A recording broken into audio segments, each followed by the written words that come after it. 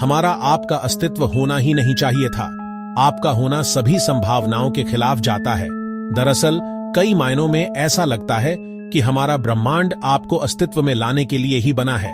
हमारी धरती लगभग 5 अरब वर्ष पहले सूरज के बनने के साथ बने गैस के बादल से बनी थी।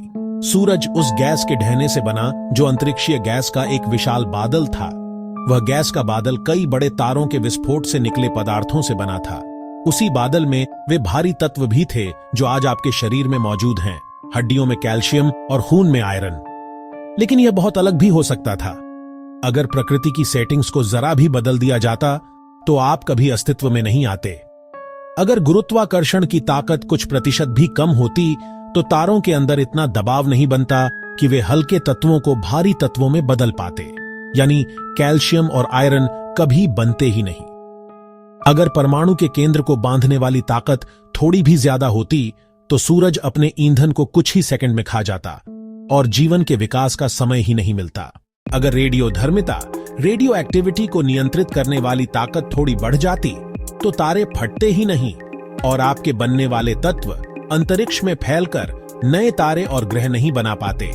यह असंभव सी जीवन के अनुकूल संतुलन की स्थिति यह सुझाव देती है कि ब्रह्मांड को फाइन ट्यून्ड किया गया है ताकि हम अस्तित्व में आ सकें।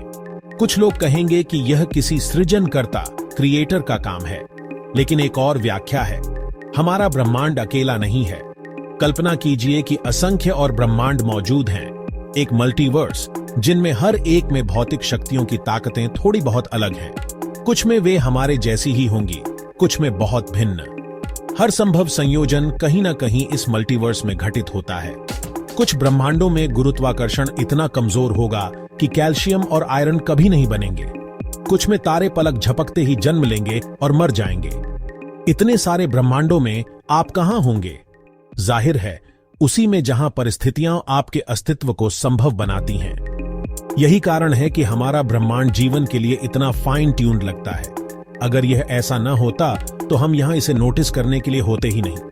यह विचार एक दार्शनिक एस्केप कार्ड जैसा लग सकता है, लेकिन आश्चर्य की बात यह है कि भौतिकी की कई स्वीकृत थ्योरीज वास्तव में दूसरे ब्रह्मांडों के अस्तित्व की भविष्यवाणी करती हैं। बिग बैंग थ्योरी 1919 में अमेरिकी खगोल शास्त्री एडविन हबल की खोज के बाद बनी। उन्होंने पाया कि ब्रह्मांड फैल रहा है। अगर यह आज बड़ा हो रहा है तो अतीत में छोटा रहा होगा, यानी इसकी कोई शुरुआत रही होगी। हबल की खोज के बाद कई दशकों तक सबूत मिले कि बिग बैंग इसका सही वर्णन है, लेकिन 1970 के दशक तक इस थ्योरी की कई समस्याएं सामने आईं। उनमें से एक थी ब्रह्मांड की समतलता, फ्लैटनेस। ब्रह्मांड की शक्ल 3 में से कोई भी हो सकती है, बंद, स्फीयर की तरह गोल, खुला, सैडल की तरह मुड़ा हुआ, या समतल, फ्लैट। कौन सी शक्ल होगी यह इस पर निर्भर करता है कि ब्रह्मांड में कितना पदार्थ है। बहुत ज्यादा पदार्थ, ब्रह्मांड बंद होगा। बहुत कम पदार्थ, ब्रह्मांड खुला होगा। बिल्कुल सही मात्रा का पदार्थ, ब्रह्मांड समतल होगा। माप से पता चला कि हमारे ब्रह्मांड में पदार्थ की मात्रा सचमुच इस क्रिटिकल डेंसिटी के बहुत करीब है, यानी फिर वही फाइन ट्यूनिंग। 1980 के दशक की शुरुआत में अमेरिकी भौतिकविद एलन गुथ और उनके साथियों ने इसका हल दिया। उन्होंने प्रस्ताव रखा कि बिग बैंग के तुरंत बाद ब्रह्मांड ने बेहद तेजी से फैलना शुरू किया, जिसे इन्फ्लेशन कहते हैं। इसने ब्रह्मांड को इतना समतल कर दिया कि किसी भी मूल वक्रता, कर्वचुअर को खींचकर सीधा कर दिया। और यही इन्फ्लेशन दूसरे ब्रह्मांडों की संभावना भी खड़ी करता है। इन्फ्लेशनरी थ्योरी कहती है कि यह तेज फैलाव एक इन्फ्लेशन फील्ड की वजह से हुआ। जैसे रोशनी के लिए इलेक्ट्रोमैग्नेटिक फील्ड, गुरुत्वाकर्षण के लिए ग्रेविटेशनल फील्ड और हिग्स बोसन के लिए हिग्स फील्ड है, वैसे ही इन्फ्लेशन के लिए इन्फ्लेटन फील्ड है। इस फील्ड की ताकत अलग अलग जगहों पर अलग थी। जहां ताकत ज्यादा थी वहां इन्फ्लेशन जारी रहा, जहां कम थी वहां इन्फ्लेशन रुक गया। इस तरह अलग अलग पॉकेट्स बने और हर पॉकेट अपने आप में एक अलग ब्रह्मांड जैसा है। अगर यह थ्योरी सही है तो हमारा ब्रह्मांड भी एक ऐसा ही पॉकेट यूनिवर्स है, और अगर पॉकेट्स अनगिनत हैं तो मल्टीवर्स में हर संभावना कहीं ना कहीं सच होती है। इसलिए आपका अस्तित्व असंभव नहीं बल्कि अनिवार्य हो जाता है। भले ही यह बहुत बड़ा हथियार लग सकता है सिर्फ छोटी समस्याएं जैसे फ्लैटनेस प्रॉब्लम हल करने के लिए, लेकिन इन्फ्लेशन की भविष्यवाणियां कॉस्मिक माइक्रोवेव बैकग्राउंड (CMB) से पूरी तरह मेल खाती हैं। यही कारण है कि इन्फ्लेशन को आज सबसे बेहतर एक्सप्लेनेशन माना जाता है और इसके साथ ही कई ब्रह्मांडों का विचार मुफ्त में शामिल हो जाता है। 1935 में ऑस्ट्रियाई भौतिकविद एर्विन श्रोडिंगर क्वांटम भौतिकी को बेहतर समझने की कोशिश कर रहे थे। उन्होंने यह कल्पना की, एक बिल्ली को एक डिब्बे में बंद किया गया है। उस डिब्बे में एक शीशी रखी है जिसमें जहर है और पास में एक रेडियोधर्मी पदार्थ रेडियो एक्टिव मटीरियल है। अगर उस पदार्थ का एक परमाणु क्षय डिके हो जाता है तो शीशी टूटेगी और बिल्ली मर जाएगी। अगर क्षय नहीं हुआ तो बिल्ली जीवित रहेगी। यह क्षय पूरी तरह यादृच्छिक रैंडम है और क्वांटम भौतिकी के नियमों से नियंत्रित होता है। रोजमर्रा की दुनिया से यह नियम बहुत अलग है। उदाहरण के लिए, जब तक कोई परमाणु मापा नहीं जाता उसे किसी एक खास जगह पर नहीं कहा जा सकता।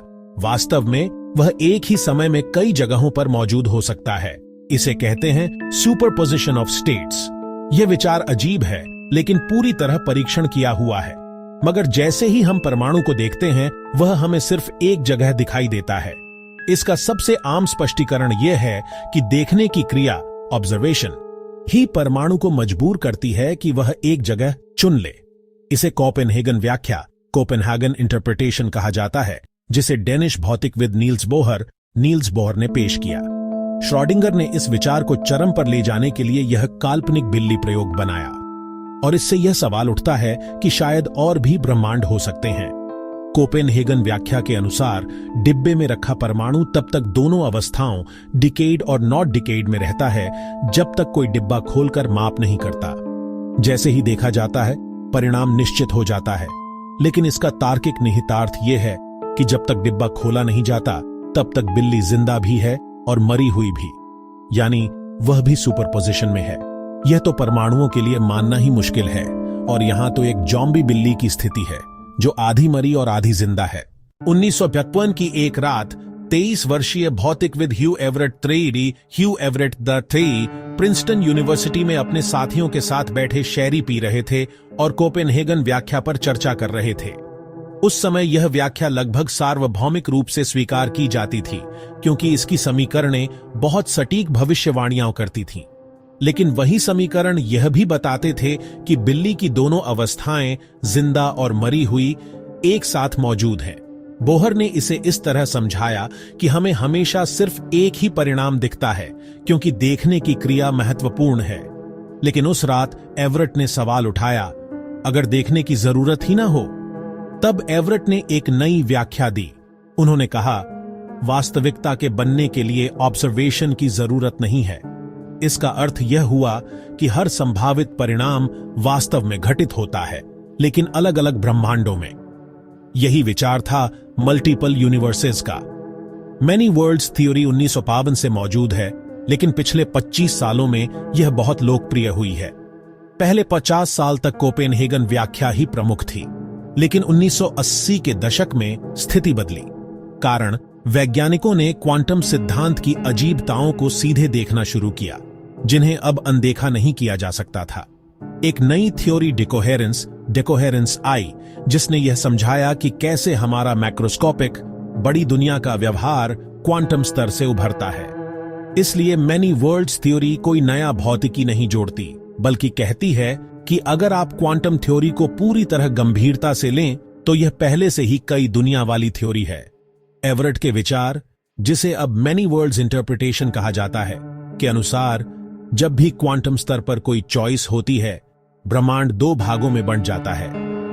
श्रोडिंगर की बिल्ली के उदाहरण में एक ब्रह्मांड में बिल्ली जिंदा होती है, दूसरे में बिल्ली मर चुकी होती है।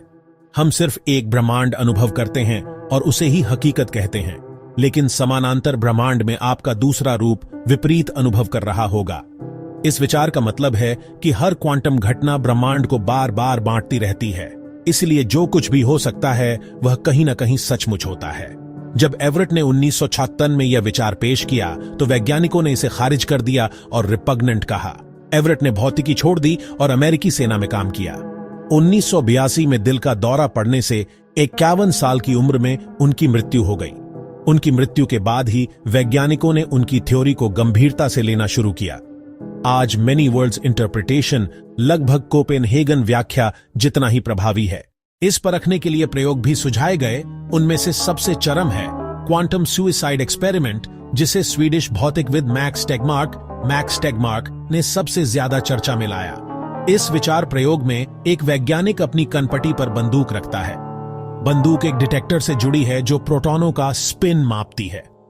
अगर प्रोटॉन अप निकला, बंदूक चलती है और वैज्ञानिक मर जाता है।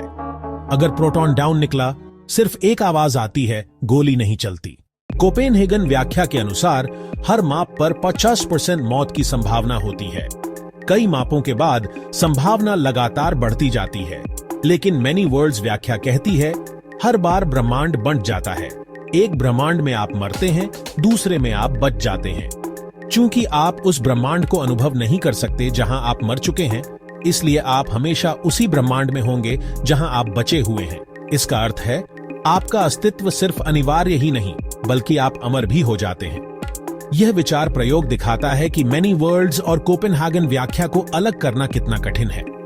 अगर मेनी वर्ल्ड्स सही है तो न सिर्फ मल्टीवर्स है, बल्कि आपके अनगिनत संस्करण भी अलग अलग ब्रह्मांडों में मौजूद हैं। कहीं आप कभी पैदा ही नहीं हुए, कहीं आप 200 साल तक जीते हैं, कहीं आप नोबेल पुरस्कार जीतकर सब सवालों का जवाब दे देते हैं, और कहीं ये सवाल हमेशा अधूरे ही रह जाते हैं। यही हो सकता है हकीकत की असली प्रकृति।